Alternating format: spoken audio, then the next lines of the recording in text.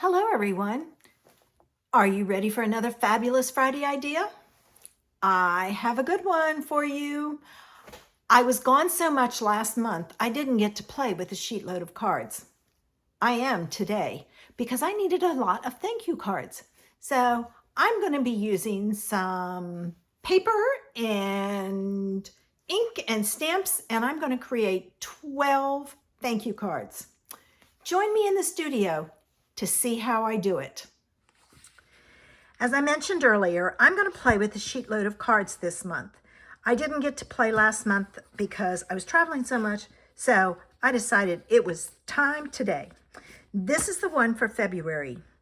Each month, Alicia comes up with a sheetload of cards. She takes paper, and the way she designs her cards, you can get anywhere from 9 to 18 cards I've done at times. She gives you all the supplies you need, how many cards you make, the dimensions if you want to make one single card, and then some other ways to think about using the sketch. And I did do some different things. She tells you what you need for your card bases, your pattern paper, your other cardstock, and this month she used a fun circle idea for the sentiment.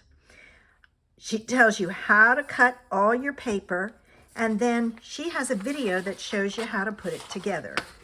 I'm going to show you what I did this month. I decided to play with, I'm going to pull down all my pieces. Hopefully they stay in order. I decided to play with some of the, what's that paper called? It's this paper that's Design a Daydream. It's the Hostess Designer Series paper. Love that paper. So I'm using one of those. Now, the first thing I had to do, and I'm going to show you, I'm doing 2 cards. They're going to be a little different, but I used the paper that has the kites on it from that, and the back of it actually has the stripes. So I'm going to put these pieces together and give you a couple of ideas as to how I went about it. Now, this paper is actually ombre, which means it starts out light, and I must be getting low on glue because it doesn't want to come out. So I'm going to dot it over. As I was saying, the kite pattern is ombre. It starts out light and then gets darker. This is towards the bottom, and I did change my dimensions on this. When she cut her pattern paper, she had a 1-inch strip left over. She cut it at 2.5 by 4, 2.25 by 4. I did 2.5 by 4, and I had no leftovers. All right, so one card's going to have the kites on the top. The other one's going to have the stripes on top. All right, so I'll do them both at the same time, but I'm doing them together because I did make some changes. All right, now, since the kite was on top, this one has the pattern paper on the base, and this goes here. All right, I had this all laid out, and now it's not working. Let me see if I can get this. This is the pink. Then there's the yellow. And then this. They had shifted on me. All right, I wanted my pattern to continue, so that's why I did it this way. So this one I'm going to take, and I'm going to put it at the bottom. And I'm going to follow her pattern fairly closely. All right. Got a little too much glue on that. got on my finger. All right, now this one I'm going to put at the top, and you'll see why in a minute, because I want my pattern to continue. This has a little faint piece of pink, so this one's going to go next.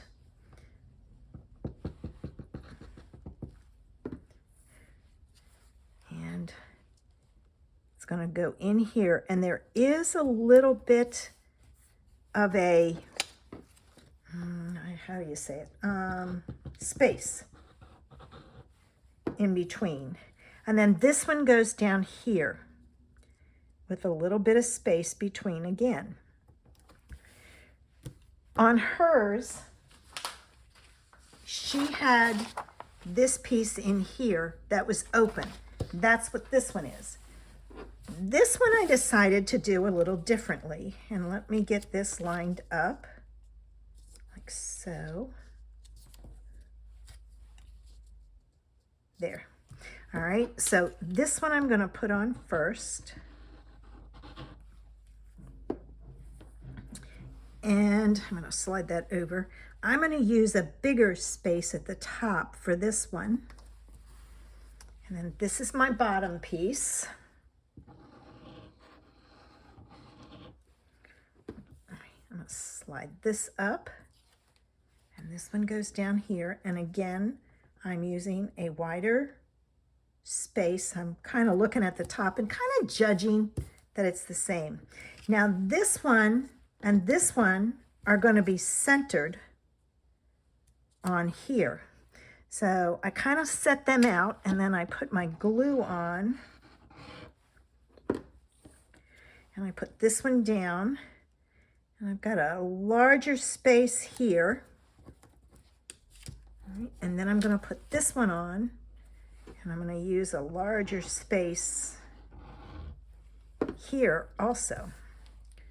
And it's fairly close to being even, the spacing. Excuse me. Now, this piece is going to go on next, and I am not putting anything on with dimensionals so that it can be mailed very easily. I do have a pattern, so I have to watch that on this one. All right, and I'm going to put this one on like she did. She put it more towards the right. And then I'm going to put this one on. And this one I'm going to center. So you can change it up. And that's what I did with a few of mine. So there we have it. Then she took a 4-inch circle. She cut it in half and then cut it in half again. So you're cutting it in quarters. And then that goes on your card. And since I needed thank yous, I used my favorite stamp set, and I love this sentiment. Little card, big thanks. So I used that, and I cut my pieces apart, and I stamped it on my quarter of a circle. And I did use, let me see, get this on. This goes on even with the pattern paper, not the cardstock. I used, this is a retired set of framelits, the Circles collection. It's been retired, but the largest circle in here, because the very largest, is a scallop. But the next one down that's solid is 4 inches. And it was perfect to do that. Now, if you don't have a 4-inch circle, you can easily find a plate and cut the plate. Find a saucer, whatever you got around the house, draw it and then, or trace around it and then cut it. Okay, now this goes on my card base like so.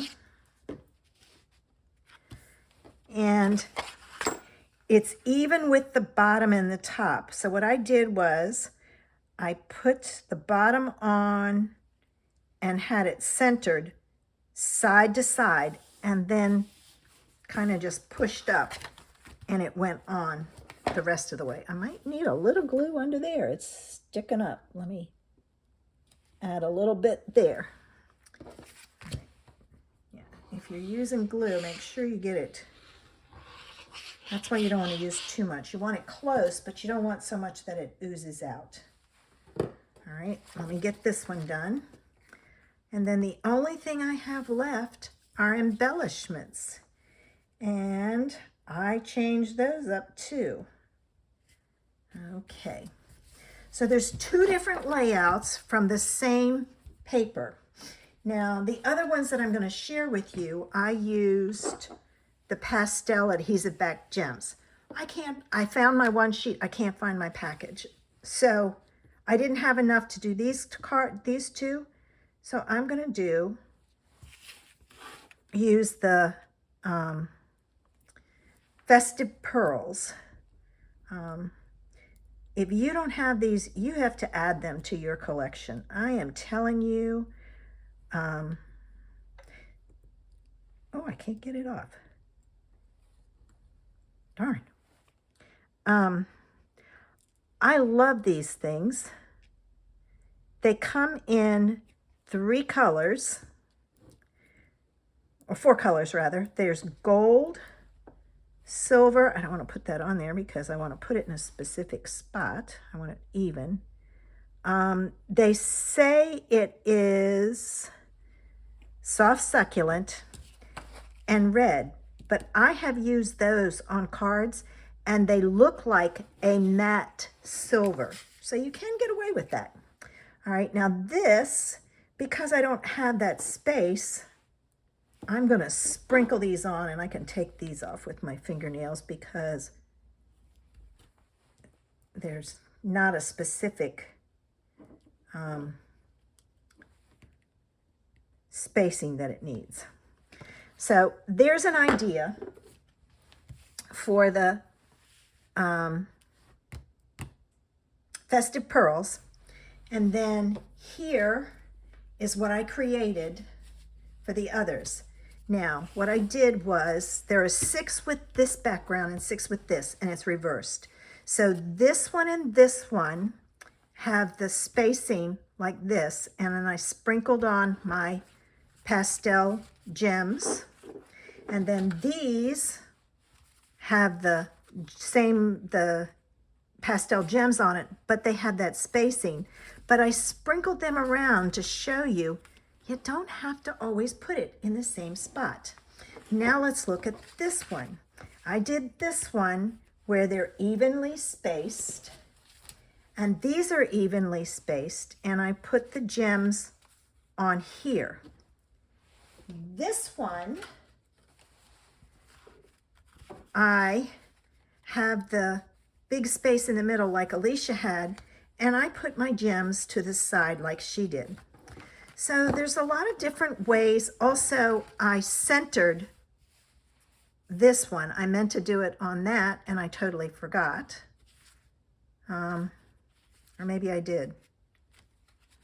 No, I guess I did.